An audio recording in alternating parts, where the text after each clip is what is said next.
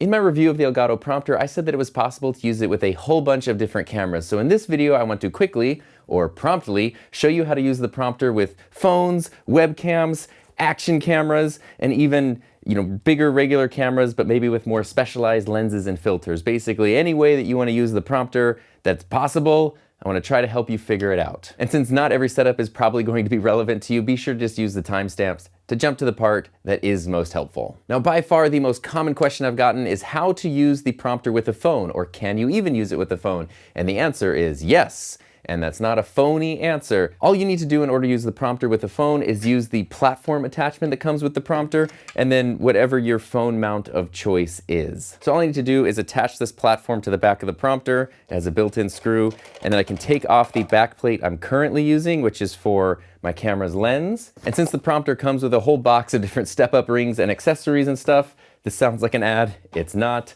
I just recommend using the DSLR/mirrorless backplate that has this shroud over it. So once you have the prompter looking like this, where you have the platform and the shroud, then you're ready to attach the phone. The reason you want to use this shroud if you're not using a customized backplate, like the one that goes with my regular camera and attaches on the lens and seals out all light around it. If you're not using something that's specialized and there's this big gap behind the prompter, light can come through here, and then when you look through the front of it, you're just gonna see that big hole. You're gonna see straight through the prompter instead of seeing the reflection of whatever you have on the display. Now, depending on your phone, you might be able to just put a phone mount of your choice on this platform and be good to go. You can adjust the little screw here to change the height a little bit if you need to, but a problem that I've noticed is if you do that, if you have your phone mount right there, and then you mount your phone on it, since most phones have cameras that are off to the side, the camera ends up not looking directly through the prompter, but kind of at the edge of the prompter. So fortunately, Elgato thought of that, and you can actually just, here, I'll show you.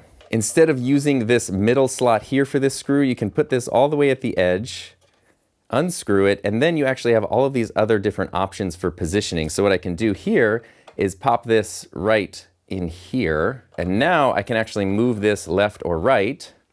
And now I'm able to position my phone where the camera is seeing straight through the center of the prompter and not around the edge. And then I can just put the shroud over it.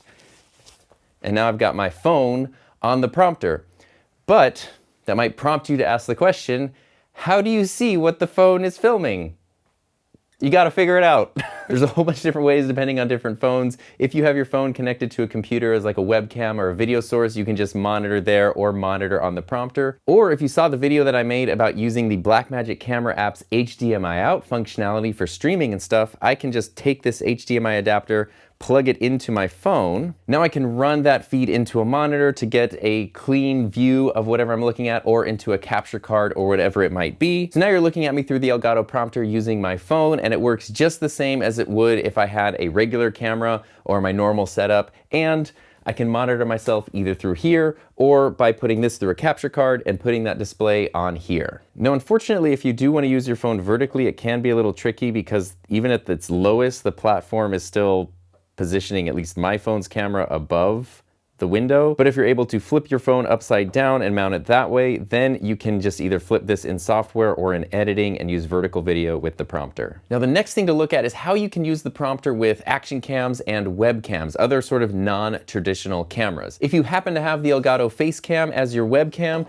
the prompter just comes with a backplate that is designed specifically for the Facecam. Otherwise, for most webcams and most action cams, the process is pretty much exactly the same as using your phone. So let's start with the Insta360 Link webcam. Basically in the exact same place that I had my phone. But one thing about this camera is that it has PTZ, pan tilt zoom, and auto tracking functionality. Both of those you do not want to use when using it with the Elgato Prompter. So now here I am on the InstaLink webcam through the Elgato Prompter, and it looks great and it works great, and right now it's not doing anything crazy, but if I were to hold up my hand, it would enable auto tracking, and now if I go over here, it's going to follow me, and then you're going to see the edge of the prompter. Same thing would go if I were just using the gimbal control. I could potentially see the edge of the prompter. So I want to make sure to turn off auto tracking so that way I can move and it's not going to show the size of the prompter. And I probably don't really want to mess with any of the gimbal controls for those exact same reasons. It reframed me with like way too much headroom. Thought my brain was bigger than it is, I guess. And moving on from webcams, if you want to use an action camera like a GoPro or a DJI Osmo Action or any other number of action cameras, it's basically the same thing as the webcam. In my case, I just have the GoPro Hero 12 mounted on the back of the prompter with the same thing, the shroud, and then I'm good to go, pro. But there are a couple of things to consider. If I record through the GoPro, right now it's on hyperview, which is its widest field of view, you can kind of see the issue. It's super wide, and it can see the whole edge of the prompter. So that's not incredibly helpful. But fortunately, I can switch over to the linear lens mode, and now it zooms in and also gets rid of some of that fisheye look. So this looks quite a bit more natural using the GoPro with the prompter. But the other thing to keep in mind is, again, how am I monitoring what I'm seeing? GoPro does have a webcam mode, but unfortunately it's kind of frustrating because when you connect the GoPro via USB as a webcam, you're limited with like resolutions and the different types of lenses that you can use. So by trying to monitor yourself by using the GoPro as a webcam, you're going to be limiting the options that you can use to actually film, and you never want your monitor to degrade the quality of the thing you're actually filming or streaming or whatever it might be. When it comes to GoPros, at least Hero 7s and older do have a micro HDMI output built right into them. But from the 8 on up, it ain't great because there is no micro HDMI built in anymore. So what that means is you have to use something like this, the Media Mod, to modify the GoPro to be more compatible with different types of media. That's probably why they called it that. But unfortunately, because this is just how life is, when you add the Media Mod to the GoPro, now it adds more distance between the tripod mount, and the little screw on the prompter isn't long enough to reach in and mount to the GoPro. So you could just carefully set it on this platform like this and then hope that nothing bumps it and knocks it off, or you could use a more traditional style GoPro mount that uses the fingers, and then I can safely and firmly attach the GoPro to the prompter. So now, just like with the webcam before, I'm using the GoPro on the prompter. I can see myself in this display right here because I have HDMI out coming from the Media Mod, and I could run this into a capture card into my streaming software, or then put that on the display of the prompter. So now that we've talked about all of these different unusual types of non-traditional cameras you might want to use with a prompter, like an action camera, a webcam, or a phone, I do want to touch on a few things with more regular cameras, questions, and weird use cases that might pop up from time to time as you're trying to, I'm not even going to deal with this right now. I'm just going to set that over there. As you're trying to use those with the prompter, for example, as I mentioned in my full review with the prompter, I just use my FX3 with the prompter attached to the lens. And what that means, if you didn't watch that video, shame, is I don't need this platform, and I don't need this mounting plate with the shroud on it. Instead, I can use this back plate that has different lens mounts. Oh, I guess I've been misspeaking the whole time. The one with the shroud, believe it or not, is the universal shroud backplate, and this one is the DSLR mirrorless backplate. Kind of had those mixed up. And so what I've been doing in this case is my camera rests on the tripod, and then the prompter rests on the lens, and the prompter is so light that it does not put too much pressure on the lens. And this has worked really great for me, especially because that plate right there that just fell down is not particularly strong. It's great for smaller cameras and things, but once it's mounted to the back of the prompter, you can kind of see, like, I can bend this plastic pretty well. So if I put a heavy camera on here and it's just hanging off the back, you can kind of see this start to sort of bend and warp a little bit, and I really wouldn't trust it with a super heavy camera. Keeping in mind that the Elgato Prompter is really designed mostly for consumer and prosumer use in home studios, small office studios and setups and things like that. If you're running a full-on broadcast production facility where you need big heavy cameras to rest on the back of a prompter, you probably need a different prompter, a bigger, more industry standard prompter. Now you could use the shroud backplate and set up the prompter on one tripod or monopod and set up the camera on another and sort of put them together, but that's gonna be a little bit clunky and a little bit janky, and I feel like a little bit or a lot of it frustrating as well. But if you are using the prompter with a mirrorless camera or a DSLR, one question that I've gotten a lot is, can you use it with an ND filter? Because obviously you gotta like get through the glass here. And the answer is kind of, maybe, sort of, sometimes, maybe not.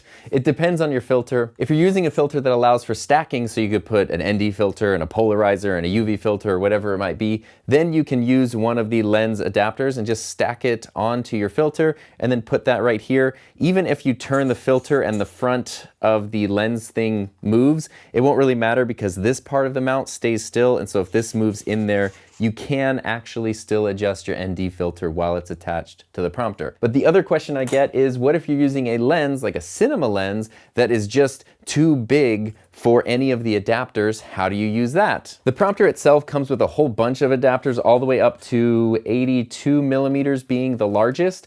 But if you're using something larger, like a big cinema lens, then you guessed it, all you need to do is put on the universal shroud mounting plate. So as long as your lens sort of fits within this little area right here, then you're gonna be good to go. If your lens is bigger than that, then again, probably just not the prompter for you. Another thing I forgot to mention in my full review is that I've been using the prompter with a 24 millimeter lens on a full frame camera, and it works great. But if you go wider than 24 millimeters on a full frame camera, that's when you might start seeing some of the edges of the prompter or a bit of the display in your shot. So 24 full frame is about as wide as I would go. If you're using a crop sensor camera, that's about 16 millimeters-ish on a crop sensor camera. So you can see the prompter is pretty adaptable, and a lot of these different mounts and adapters just come with it. So it's straight out of the box, you're ready to go. This, like I mentioned before, is how I've been using it, where it's mounted on the lens of the camera and the camera's mounted on the tripod, so that all of the weight, the heaviest part, is on the tripod, and then the prompter is just hanging off the edge. I know some people, myself included, felt really weird about hanging a prompter on the lens of a camera,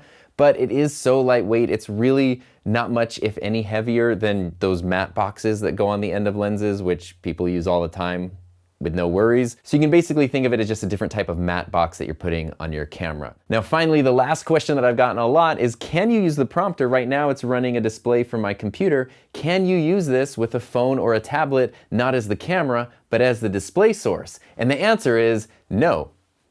You can't. And it would be really cool, but a big thing about how this prompter works is it uses the display link technology to essentially make this an external display on your computer without it officially really counting as an external display on your computer. It only has one USB-C input output. There's no HDMI or anything on here. And it's not just a USB-C output, it's an incredibly high-speed USB-C output. So you need a really high-speed cable like the one that comes with the prompter specifically in order for it to work. And that's just something that I don't think is very compatible with phones and tablets. And again, a reminder, if you're using the prompter with your computer, be sure you're using the cable that came with it or an equivalent cable, because otherwise it's not gonna be that fun and things aren't gonna work that well for you. Maybe there's a smarter person than I out there are a lot of those, who knows how to get this running from a tablet or a phone or something, but in general, it's not really what it's intended for. So make sure if you're buying the prompter, you know what it's intended for, and then it's gonna meet all of your needs, because you're not trying to make it do something it's not intended to do, and then you're gonna get upset about that, and that would be no fun. But speaking of things that are fun, thank you to everyone who helps support my channel through Patreon and YouTube channel memberships. And if you missed my full review of the Elgato Prompter, be sure to check out that right here. This is me prompting you to do that. And if you did watch that video, thank you. Check out this other really awesome video right here.